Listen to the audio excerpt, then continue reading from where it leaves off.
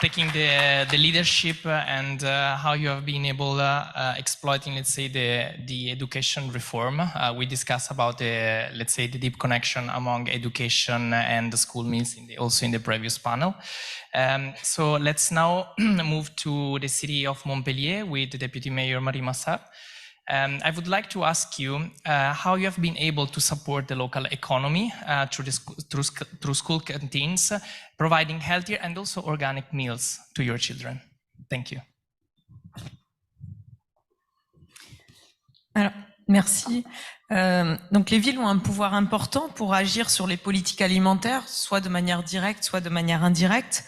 Et les politiques publiques qu'elles mettent en œuvre répondent à la fois à des enjeux environnementaux, des enjeux sociaux, des enjeux de santé, des enjeux éducatifs, économiques et de conditions animales.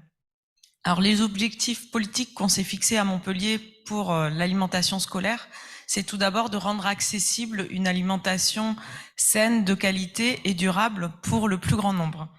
Et pour ça, ça passe par une tarification sociale, par exemple, en fonction des revenus, et aussi une grande variété de menus qui vont être proposés. Par exemple, nous proposons des menus sans viande, des menus sans porc et des menus végétariens.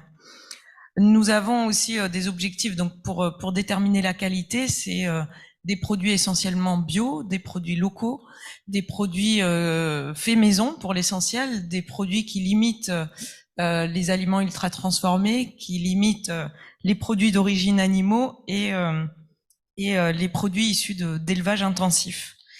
Alors nous nous sommes fixés à Montpellier un objectif d'atteindre 100% de produits bio et ou locaux d'ici 2026. On aimerait bien les deux, mais sur le territoire, c'est pas possible. Actuellement, nous sommes à 52% de produits bio et ou locaux, donc 42% de produits bio exclusivement. Et nous progressons progressivement. Un deuxième objectif qu'on s'est fixé, c'est de faire évoluer les comportements alimentaires dans les familles, en intégrant véritablement l'enfant à son territoire pour faire évoluer les comportements alimentaires. Donc aujourd'hui à Montpellier, donc je l'ai dit sur la part de bio, nous avons également une option quotidienne végétarienne. Donc ceux qui veulent manger végétarien tous les jours, c'est possible. Nous faisons 6 repas végétariens par mois pour tous les enfants, dont 2 sans aucune protéine animale. Donc c'est aussi une vertu d'exemplarité pour montrer qu'il est possible de manger différemment et d'avoir un impact réduit sur notre environnement et de tenir compte aussi de la condition animale. Alors nous avons aussi développé de nombreuses actions pédagogiques, par exemple des ateliers de sensibilisation dans les écoles, de sensibilisation au goût, où on fait fabriquer des menus par les enfants. Nous avons aussi mis en œuvre un livret pédagogique pour apprendre les métiers de l'agriculture, avec une remise de diplôme pour valoriser auprès des enfants. Nous avons développé des potagers dans les écoles. Nous avons mis en place un spectacle ludique et pédagogique autour de l'alimentation. Et nous faisons intervenir aussi des producteurs dans les écoles où nous emmenons les enfants aussi dans les producteurs. Et nous prévoyons aussi de donner des cours de cuisine aux enfants. Ça, c'est pas encore, mais on aura un camion cuisine pédagogique qui ira dans les écoles pour donner des cours de cuisine aux enfants directement dans les écoles en lien avec les enseignants.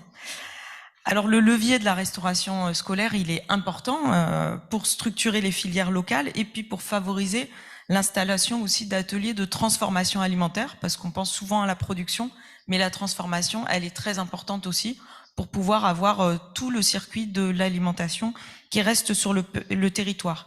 Nous, ville de Montpellier, c'est 15 000 repas par jour. Donc c'est 5 à 7 tonnes de marchandises qui arrivent tous les jours, donc ça représente un volume important.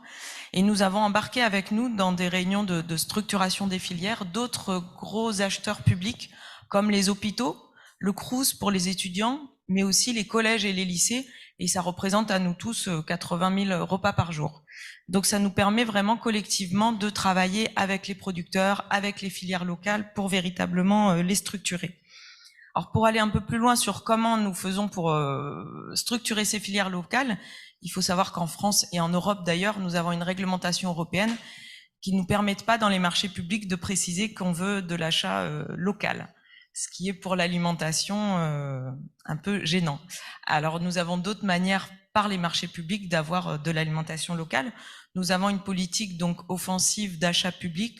Nous faisons du sourcing, c'est-à-dire que nous allons voir les producteurs, les transformateurs, nous travaillons avec eux au quotidien pour qu'ils puissent fournir les cantines scolaires. Nous accompagnons certaines entreprises comme une légumerie sur Montpellier. Nous avons découpé nos appels d'offres en petits lots. Nous avons 103 lots à Montpellier pour que les petits producteurs puissent répondre à nos appels d'offres.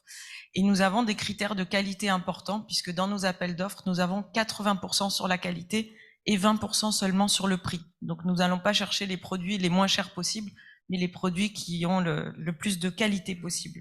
Et nous avons aussi augmenté notre budget alimentaire, même si nous souffrons comme tout le monde de l'inflation. Nous avons en plus de ça augmenté les budgets pour augmenter notre part de bio dans les produits que nous distribuons dans les cantines.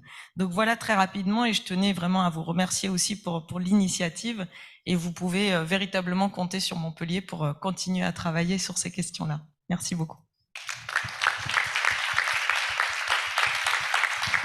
Thank you so much, Deputy Mayor, for your support. Congratulations for what you have achieved. We have just heard other, let's say, important aspect on how city can have an impact. I would like to know now from again from the Vice Mayor of Milan, because you mentioned that Milan is a very long tradition of school meal services. In your previous speech, you talk about the Milan Pact and the initiative. So I just would like to ask you about the different excellence aspect of the service. If you have to choose one, what would it be? If you can stay in